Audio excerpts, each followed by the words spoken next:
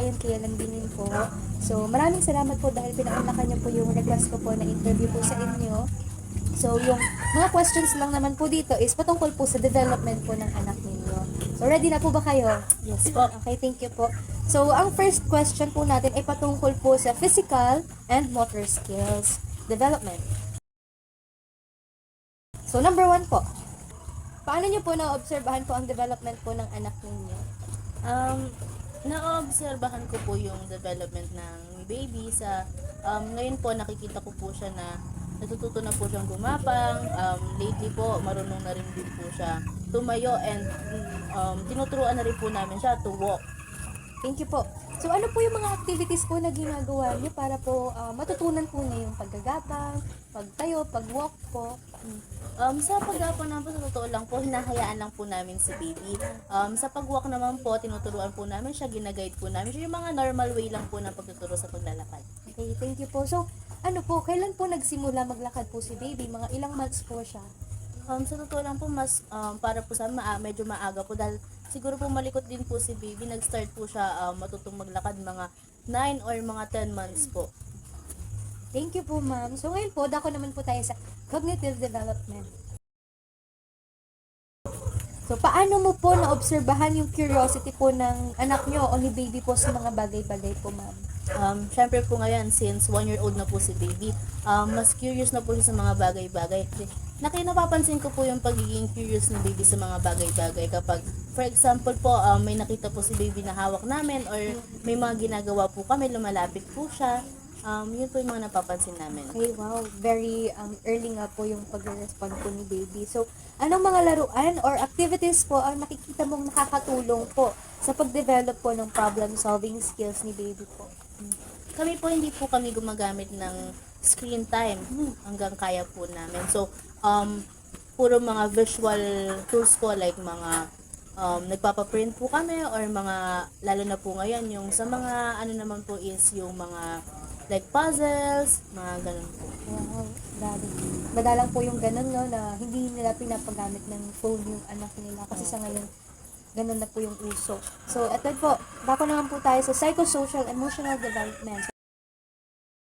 So, number 1, paano mo naobserbahan ang attachment ng anak mo sa mga primary caregivers o sa mga nag-aalaga po sa kanya? Meron po ba kayong yaya ngayon? Kami po, hanggang, syempre po, dahil parehas po kaming working, nag-adjust po talaga kami and hanggang kaya po namin, hindi po muna kami kumuha na makakatulong sa amin. So, kami po talaga muna yung nag-aalaga. Number 2 po, ano pong mga strategies ang ginagamit mo para matulungan po si baby sa pag-manage po ng emotions po niya?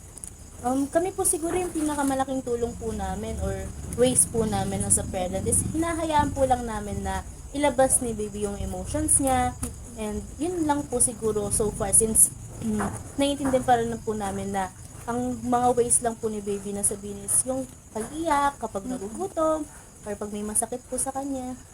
Tama po yun. So, paano mo pinapaliwanag ang stranger's anxiety sa mga bata?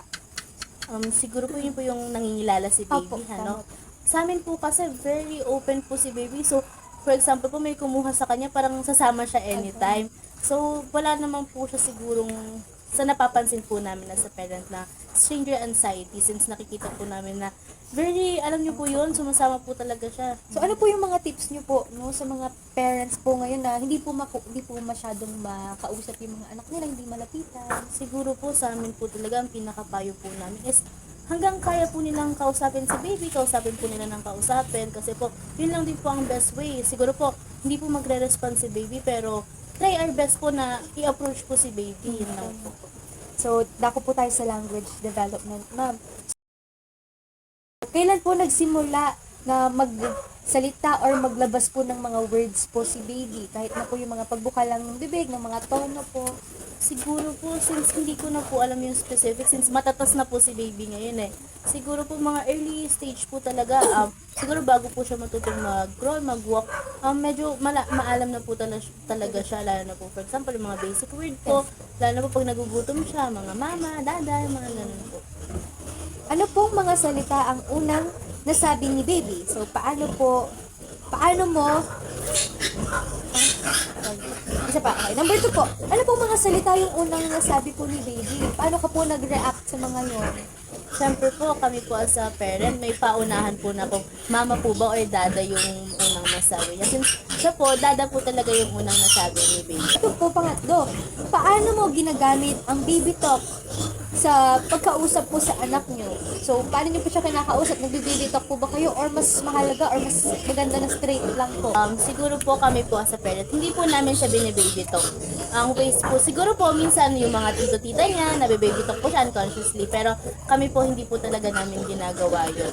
More on, kung paano po magsalitang normal, kasi po naniniwala po kami na na-adapt po ng baby yung way ng pagsasalita po natin. Tama po.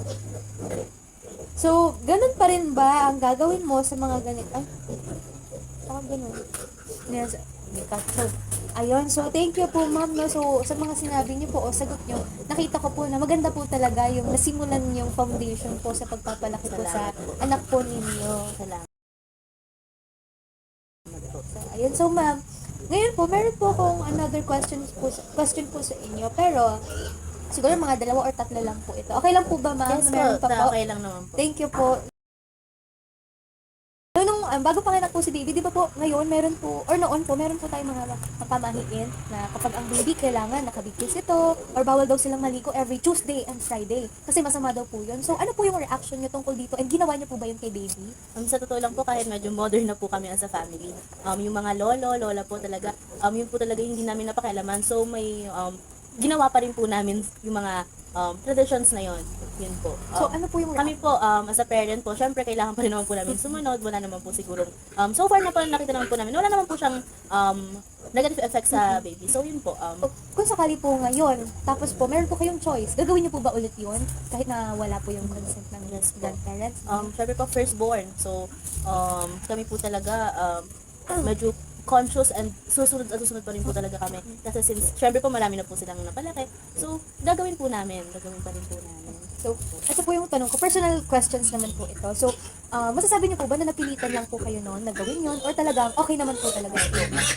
Syempre po kami, hindi na po kami gaano naniniwala sa mga ganong bagay. So, siguro po may part sa amin, siguro na for the tradition, mga ganong bagay po. Pero, willingness naman po namin nagawa since, panatag naman din po kami na ginagawa din po nila yun for the betterness of the people. Okay, maraming salamat po sa time.